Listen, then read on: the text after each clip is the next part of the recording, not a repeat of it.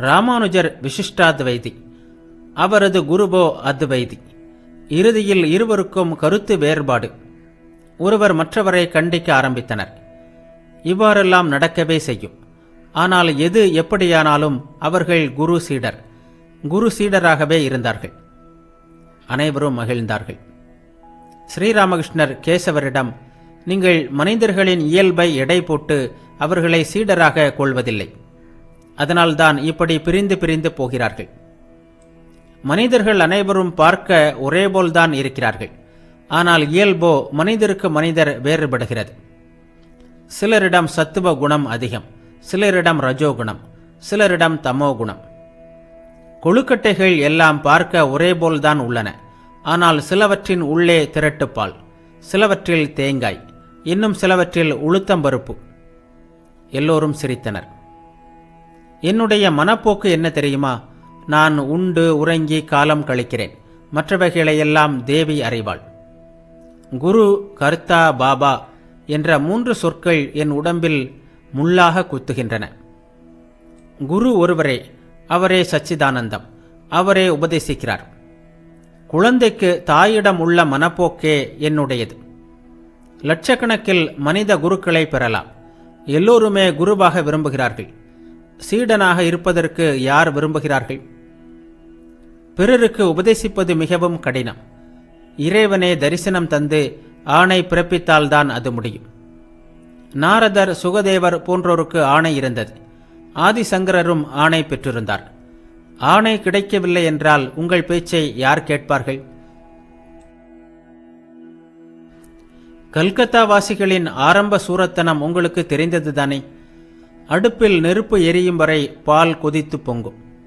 நெருப்பை எடுத்துவிட்டால் எல்லாமே அடங்கி போகும். இது போன்றதுதான் கல்கத்தா மக்களின் சூரத்தனமும். தண்ணீர் வேண்டும் என்று இதோ இங்கே கிணறு தோண்டுவார்கள். பாறை தட்டுப்பட்டால் விட்டு விடுவார்கள். வேறொரு இடத்தில் தோண்டுவார்கள். அங்கே மணல் தட்டுப்படும். அங்கும் விட்டுவிட்டு மற்றொரு இடத்திற்கு சென்று மீண்டும் ஆரம்பிப்பார்கள். இப்படியே போய்கொண்டிருக்கும். இறையாணை கிடைத்து விட்டதாக வெறுமனே நினைத்துக் கொள்வதால் எதுவும் நடக்காது. அவர் உண்மையிலேயே நமக்கு தரிசனம் தருகிறார், நம்மோடு பேசுகிறார். அப்போது ஆணை கிடைக்கலாம். ஆணை பெற்றவனுடைய பேச்சின் சக்தி எப்படிப்பட்டது தெரியுமா?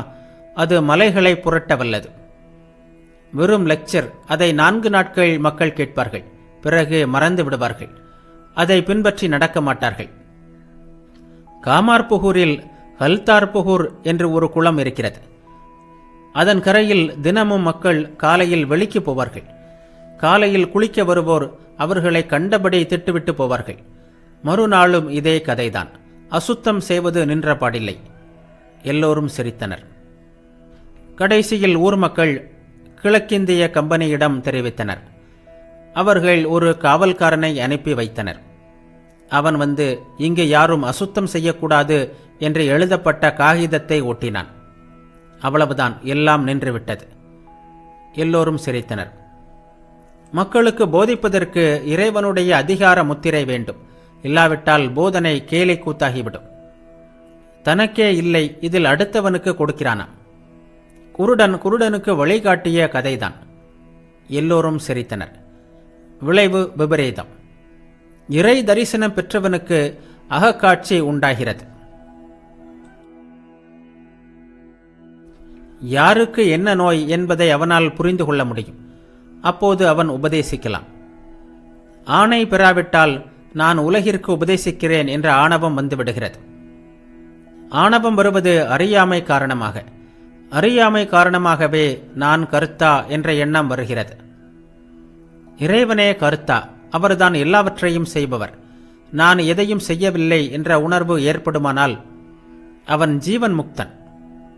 நானே செய்பவன் என்ற நினைப்பிலிருந்துதான் எல்லா துன்பங்களும் அமைதியின்மையும் வருகின்றன. கேசவர் முதலிய பக்தர்களை பார்த்து, உலகத்திற்கு நல்லது செய்ய வேண்டும் என்று நீங்கள் சொல்கிறீர்கள். உலகம் அவ்வளவு சிறியதா என்ன? உலகத்திற்கு உதவ நீங்கள் யார்? சாதனைகள் செய்து இறைவனை அறியுங்கள், அவரை பெறுங்கள். அவர் ஆற்றலை தந்தால்தான் எல்லோருக்கும் உதவி செய்ய முடியும். இல்லாவிட்டால் துளியளவும் முடியாது. ஒரு பக்தர் கேட்டார், காட்சி கிடைக்காத வரை எல்லா காரியங்களையும் விட்டுவிட வேண்டுமா? ஸ்ரீராமகிருஷ்ணர் கூறினார், வேண்டாம். எதற்காக விட வேண்டும்? கடவுளை சிந்தித்தல், அவரது திருப்பெயரையும் மகிமையையும் பாடுதல், நித்திய கர்மம் எல்லாவற்றையும் செய்யத்தான் வேண்டும்.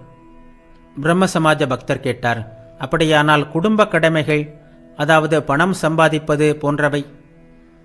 ஸ்ரீராமகிருஷ்ணர் கூறினார், அவற்றையும் செய்யலாம். குடும்பத்தை நடத்த எந்த அளவுக்கு வேண்டுமோ அந்த அளவுக்கு செய்ய வேண்டும். ஆனால் அவற்றையும் பற்றின்றி செய்வதற்காக தனிமையில் இறைவனிடம் கண்ணீருடன் பிரார்த்திக்க வேண்டும். எம்பெருமானே, அதிகமாக செயல்களில் ஈடுபடும்போது நான் உன்னை மறந்து போவதை காண்கிறேன். எனவே என் உலக கடமைகளை குறைத்துவிடு. பற்றின்றி வேலை செய்வதாகத்தான் நினைக்கிறேன். ஆனால் பற்று எப்படியோ நுழைந்து விடுகிறது. இவ்வாறு பிரார்த்தனை செய். அன்னதானம் போன்ற தர்ம காரியங்களை அதிகமாக செய்ய செய்ய பெயரும் பெருமையும் பெற வேண்டும் என்ற ஆசை தோன்றிவிடுகிறது. ஆஸ்பத்திரிகள், ஸ்கூல், சாலைகள், குளங்கள் எல்லாம் ஏற்படுத்துவது பற்றி சம்பு மல்லிக் ஒருமுறை கூறினார்.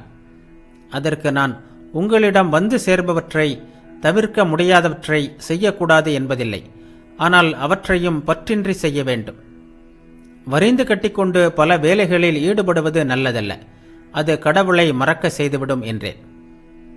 ஒருவன் காளிக்காட்டு கோவிலுக்கு வந்தான். தானம் செய்ய ஆரம்பித்தான். ஆனால் காளியை தரிசிக்கவில்லை. எல்லோரும் சிரித்தனர்.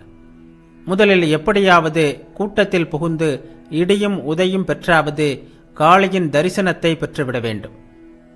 அதன் பிறகு வேண்டிய அளவு தான தர்மம் செய்யுங்கள், அல்லது செய்யாமல் இருங்கள். வேண்டுமானால் செய்து கொண்டே இருங்கள். செயல்கள் எல்லாம் இறை அனுபூதிக்காகவே இருக்க வேண்டும்.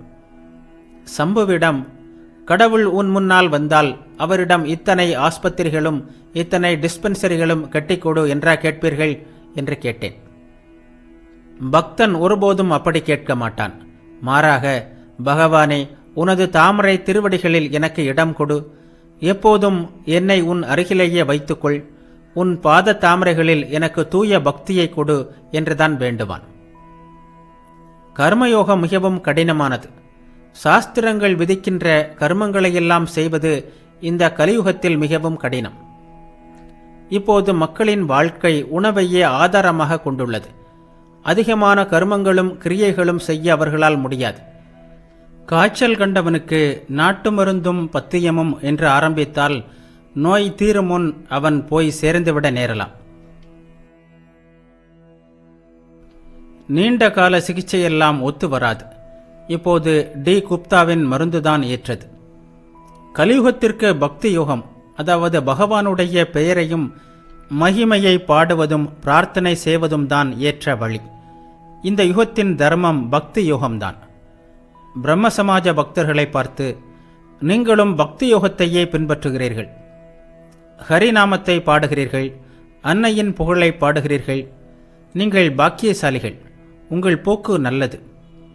வேதாந்திகள் சொல்வது போல் இந்த உலகம் ஒரு கனவு போன்றது என்று சொல்வதில்லை. நீங்கள் அத்தகைய பிரம்மஞானிகள் அல்ல.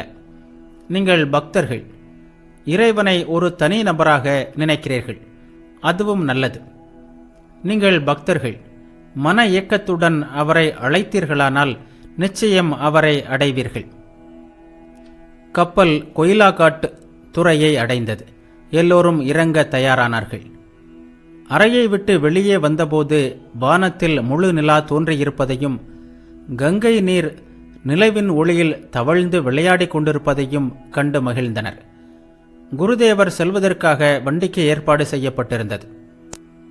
குருதேவரும் மாவும் மற்றும் சில பக்தர்களும் அதில் ஏறிக்கொண்டனர். குருதேவருடன் கொஞ்ச தூரம் சென்று வழி அனுப்புவதற்காக கேசவரின் தம்பி மகனான நந்தலாலும் வண்டியில் அமர்ந்தார்.